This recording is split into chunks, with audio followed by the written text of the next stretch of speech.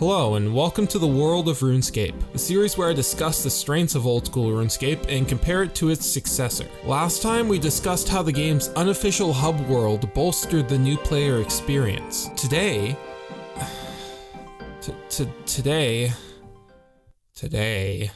we're gonna talk about something that's gonna split the crowd. Back in 2007, Jagex underwent a massive shift in creative vision. In late October, Constant Tedder, the former CEO who had co-founded the studio alongside the Gower brothers, was replaced by former European PayPal CEO Jeff Edison. And coincidentally, some of the most controversial updates to ever hit the game were released in the following months. Some were hated, but had understandable motives, such as the removal of free trade. Another was the removal of the wilderness, a decision that was universally despised and is defined by many to be one of, if not the worst update the game had ever received, and is credited to causing the game's downfall. However, there was one major update that, unlike the others, had quite a mixed reception. At the time, there seemed to be more supporters than there were detractors, and to this day, the majority consider it to be an absolutely necessary asset. This update was an overhaul to the game's trading system. Instead of having to waste time trading money and items with individual players, you can use the new system to automatically trade with anyone in the world who is looking for a similar offer. It's a universal marketplace where anyone can buy or sell effortlessly and without the hassle that the former system entailed. This fantastic addition to the game is called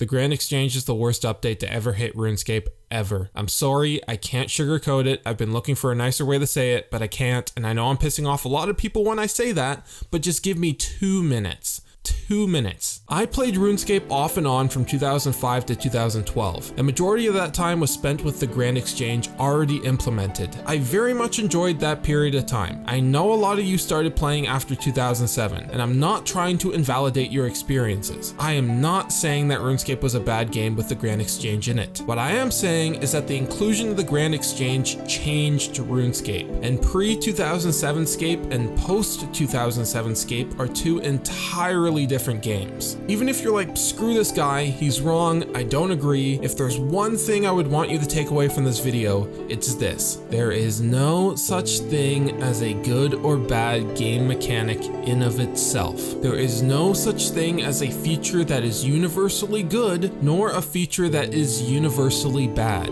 As cheesy as an analogy this is, I think designing a game is like cooking. The ingredients aren't judged so much by how good they are in of themselves, but by how well they work together. While a bag of icing sugar might be perfect for a cake, it would almost certainly ruin a stew. Even though the sugar itself is tasty and works perfectly fine elsewhere, the concern should be how it's affecting this particular dish. The Grand Exchange is a bag of sugar in the stew. Is making trading easier and more convenient a good thing? Yes, that's a great thing. If that was the only thing the Grand Exchange did, then it would be the best update ever. But that's not the question. The question is, what else is it affecting?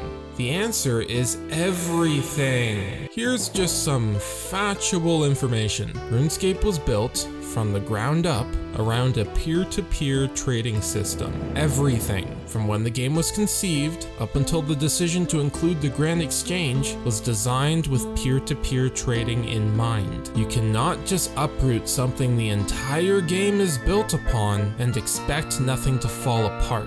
If you are going to make such a drastic change, then accommodations need to be made and the rest of the game needs to change with it. But they didn't accommodate for anything, and that's really what's at the core of my argument. I dislike the Grand Exchange itself. I despise how the Grand Exchange was implemented. Originally, I was just gonna do one video talking about everything the Grand Exchange affects so that I can move on and never talk about it again. But as I kept writing and writing and writing and writing, I realized that video would be over 2 hours long. So instead, I'll be talking about the Grand Exchange piece by piece in future videos whenever it's relevant. And considering how far-reaching its effects are, that's going to be very, very often.